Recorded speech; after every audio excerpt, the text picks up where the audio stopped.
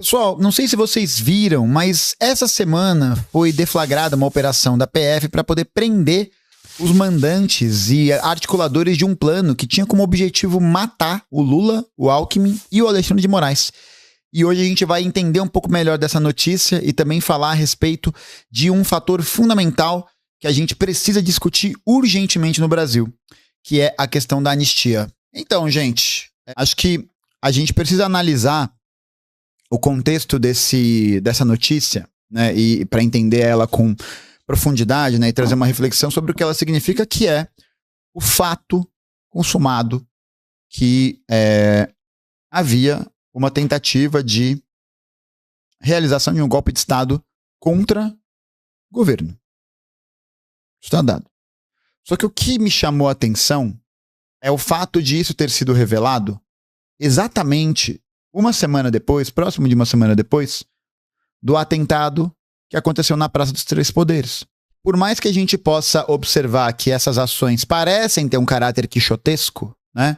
Parecem ter um caráter meio Inspetor Bugiganga, meio Dedé e o Comando Maluco, acho que é importante a gente perceber o que existe em torno dessas ações e que faz com que elas se tornem possíveis e imagináveis e até num certo ponto, à beira de serem executadas. Eu acho que é isso que está em jogo. É entender que eles realmente estavam tentando. E a gente não pode olhar para isso com um olhar de só uma piada, acabou, já era, né? Como se fosse uma mera quartelada, tá ligado? Como se fosse um movimento espontâneo, um negócio que veio do nada e que de repente começou a se organizar. Essas ações estão sendo organizadas por pessoas pertencentes ao alto comando. Inclusive, essa operação da PF, que visava prender esse batalhão de operações especiais do Exército, e essas lideranças que estavam tramando isso, esse mandato de prisão foi realizado 2 anos depois da realização dessas investigações. Ou seja, já se sabia que havia acontecido uma trama golpista em curso. Inclusive, estava conversando com um camarada sobre isso, que é o fato de que muitas movimentações têm sido realizadas nesse último período e que mostram o que circula essas operações. O que faz com que elas estejam acontecendo dessa maneira? Que é o ambiente da anistia. O ambiente da anistia que existe hoje é o que faz com que essas ações sejam possíveis, realizadas e que se sabe que nada vai acontecer. Que nada vai acontecer.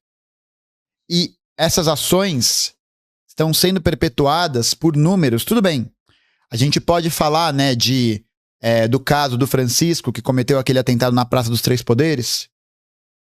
A gente pode falar que ele agiu mais sozinho, né?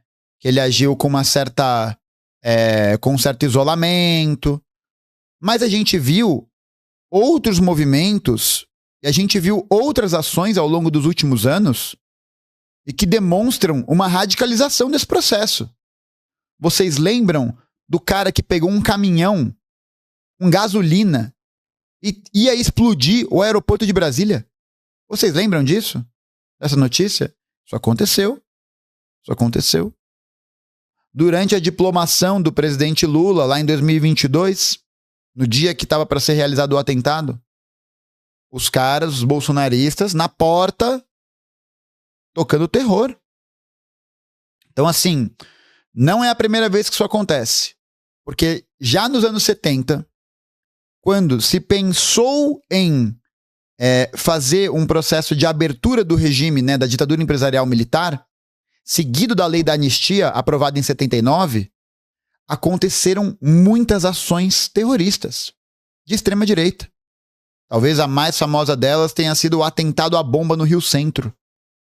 E aí a bomba explodiu no colo do sargento e quase matou o capitão que estava no carro, mas os caras iam botar uma bomba num centro de convenções onde estava rolando um show da Elba Ramalho com 20 mil pessoas. Então essas ações não são ações que têm que ser vistas como meras coincidências, né? Ações isoladas que não tem nada a ver uma coisa com a outra. Essas ações são provenientes de um ambiente em que há um processo de radicalização política à direita. Tanto naquele período, no final dos anos 70, tanto que você é de 79 a 82, 83, você tem vários, eu até anotei. O atentado na Associação Brasileira de Imprensa de 1976, o atentado também em 76 na Ordem dos Advogados do Brasil, o sequestro de Adriano Hipólito, que era um bispo de Nova Iguaçu, que era ligado à organização em movimentos populares. Então são várias ações que são arquitetadas, que estão sendo elaboradas para poder levar e encampar esse terror. E aí qual que é a questão? A memória sobre a ditadura empresarial militar brasileira foi brevemente revista, né? Ela foi brevemente explorada. Porque uma das condições para a abertura brasileira política vai se consolidar na frase do Geisel, né? Uma abertura lenta, gradual e segura. Para poder garantir que não haja nenhum tipo de radicalização da luta popular. E com isso vem a Lei da Anistia. A Lei da Anistia de 79, para quem não sabe, ela ficou conhecida como a Lei da Anistia Ampla, Geral e Restrita. Então ela foi dedicada também para os agentes do Estado que cometeram crimes durante a ditadura militar, que torturaram pessoas, que assassinaram pessoas. Essa galera nunca foi punida, nunca foi julgada. Então, o que acontece é que você tem um acordo por cima das forças militares hegemônicas nas Forças Armadas, né, dos representantes de uma linha política hegemônica, de uma linha que prevê o partido fardado como um partido de contenção, né, de tutela da República, mas sem o processo de ajuizamento e de julgamento desses agentes, o porão da ditadura continuou ali, pulsante, vivo, né? Tanto que tem uma outra pessoa que foi processada pelo exército, chegou a passar por um julgamento e depois o julgamento ficou secreto, que planejou um atentado à bomba também, que inclusive desenhou um croquis, desenhou um papel, num papel, como que seria o processo. Em 1986. Esse homem era Jair Messias Bolsonaro, que supostamente estava envolvido nisso, com o nomezinho dele no croquis. Então assim, gente, não são ações que têm que ser vistas descoladas do tempo, descoladas do nosso passado. Por isso que nesse momento, inclusive essas ações, elas são muito significativas, porque elas dão uma oportunidade derradeira para o governo Lula. Decisiva. Decisiva. Qual que é essa oportunidade? A oportunidade de punir os responsáveis. De não anistiar esses grupos. Essa é uma oportunidade derradeira. Derradeira. Derradeira. Se não for agora, pode esperar porque esse caldo vai entornar. Porque esses setores da classe dominante continuam mobilizados.